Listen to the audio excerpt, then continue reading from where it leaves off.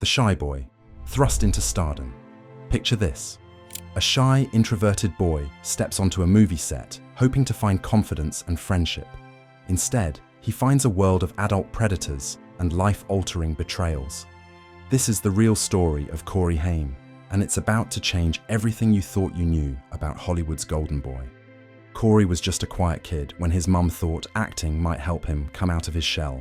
But this innocent decision would set him on a path that would change his life forever, and not in a good way. But Corey's very first role would teach him a painful lesson about trust in Hollywood. At just 13 years old, on the set of Firstborn, Corey was physically assaulted by his co-star Peter Weller. Can you imagine? A child, attacked by an adult he was supposed to trust. Little did anyone know, this was just the beginning of Corey's troubles. His next role would lead him down an even darker path. Things were about to get so much worse for Hollywood's new golden boy. The price of fame. Corey's next big break should have been his ticket to stardom. Instead, it became the beginning of a nightmare that would haunt him for decades. What sinister secret from the set of Lucas turned Corey's dream role into a living hell? As Corey Haim stepped onto the set of Lucas, he was on the cusp of something big. His performance in the film would earn him critical acclaim, with Roger Ebert praising him for creating one of the most three-dimensional, complicated characters of any age in any recent movie. It seemed like Haim was destined for greatness, but beneath the surface, a darker story was unfolding. The success of Lucas catapulted Haim into the spotlight, and he quickly followed it up with another hit, The Lost Boys. Suddenly, he was Hollywood's new golden boy, adored by fans and critics alike. But fame came at a terrible price. It was during the filming of Lucas that Haim was first introduced to drugs, setting off a battle with substance abuse that would plague him for the rest of his life. But that wasn't the worst of it. Years later, a shocking allegation would surface that would cast a shadow over Haim's early success. Corey Feldman, Haim's longtime friend and fellow child star, claimed that Charlie Sheen had molested Haim during the filming of Lucas. This explosive accusation sent shockwaves through Hollywood and ignited a firestorm of controversy. But the story wasn't so straightforward. Haim's own sister came to Sheen's defense, stating, "Charlie Sheen was too busy with me to be messing with her little brother." Even Haim's mother, Judy, expressed skepticism about the allegations, insisting she would have known if anything had happened on set. As the controversy raged on, another figure emerged in Haim's life, Corey Feldman. The two young actors formed a fast friendship while working on The Lost Boys, creating a bond that Feldman described as a real family. For a moment, it seemed like Haim had found a true ally in the cutthroat world of Hollywood. But this friendship, meant to be a lifeline, would lead both Corys down a path of addiction and despair. Their fame, often referred to as Corey Mania, created immense pressure on the young stars. As they navigated their careers in Hollywood, they found themselves facing challenges that no teenager should have to endure. The dark undercurrents in Haim's life were growing stronger. The innocent boy who had stepped onto that first movie set was gone, replaced by a young man grappling with addiction, fame, and the weight of secrets too heavy to bear. The spiral of addiction and betrayal. Haim's battle with addiction was about to cost him everything, but as he hit rock bottom, a shocking confession on national television would tear apart his closest friendship and expose the dark underbelly of Hollywood. What painful truth did Haim reveal? And why did it drive a wedge between him and Corey Feldman? The seeds of Haim's downfall were planted on the set of Lucas, where he was first introduced to drugs. This encounter set off a battle with substance abuse that would haunt him for the rest of his life. As his addiction spiraled out of control, Haim's career began to crumble. Hollywood, once enamored with the charismatic young star, turned its back on him.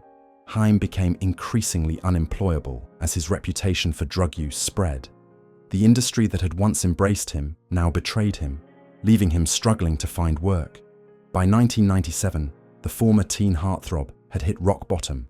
Haim filed for bankruptcy, a stark contrast to his earlier success. At the time, he had only $100 in cash, a BMW, and a small pension fund. Meanwhile, he owed over $200,000 to creditors. The golden boy of Hollywood had fallen, and fallen hard. Desperate to revive his career, Haim turned to direct-to-video films. These low-budget productions were a far cry from his earlier blockbusters, but they kept him working. However, his most notable attempt at a comeback came in the form of a reality show with his old friend, Corey Feldman.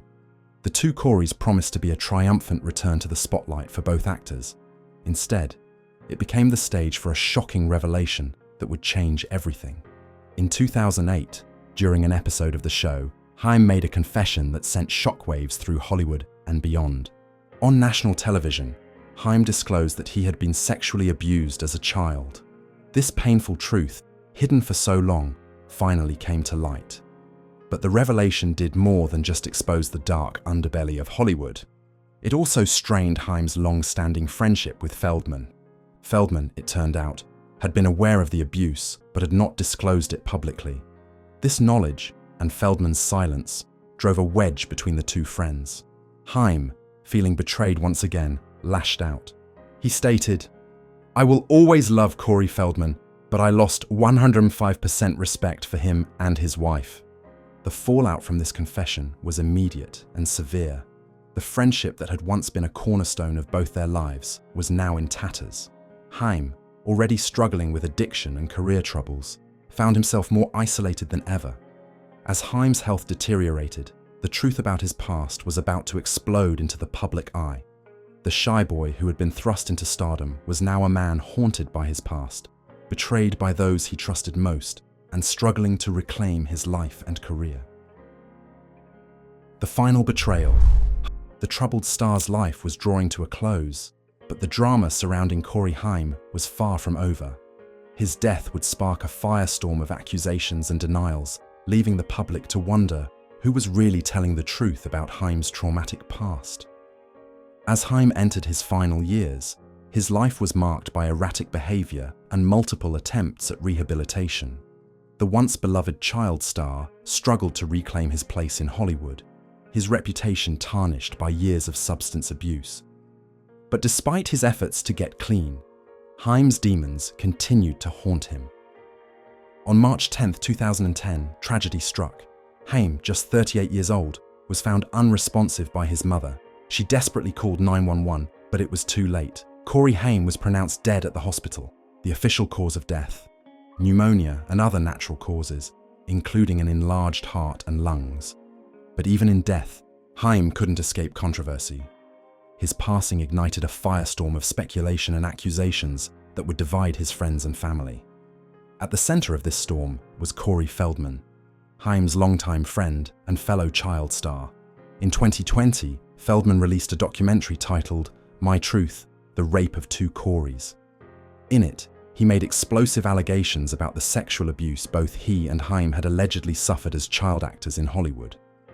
Feldman even went so far as to name Charlie Sheen as one of Haim's abusers, claiming the incident occurred during the filming of Lucas.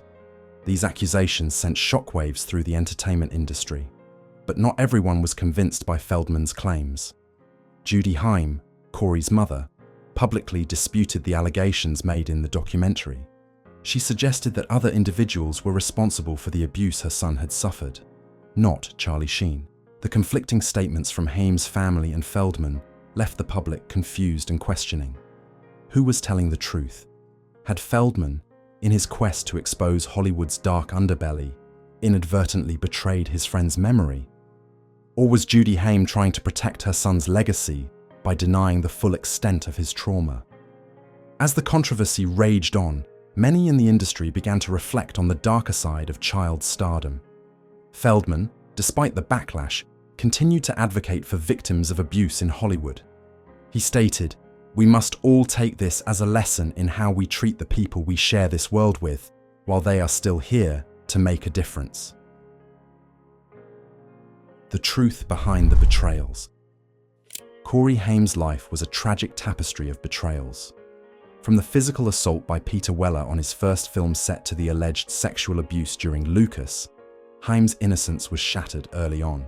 Even his friendship with Corey Feldman, meant to be a lifeline, led him deeper into addiction and despair. The entertainment industry that once adored him turned its back when he needed help most. After his death, the controversies continued. Feldman's explosive allegations and Haim's family's denials left the public wondering who to believe. Haim's story reveals the dark underbelly of Hollywood and the devastating cost of fame. It's a cautionary tale about trust and exploitation in an industry that often chews up and spits out its young stars. As we remember Haim, let's not just focus on his tragedies, but also on his talent and the important lessons his life teaches us about protecting vulnerable young actors in the cutthroat world of showbiz.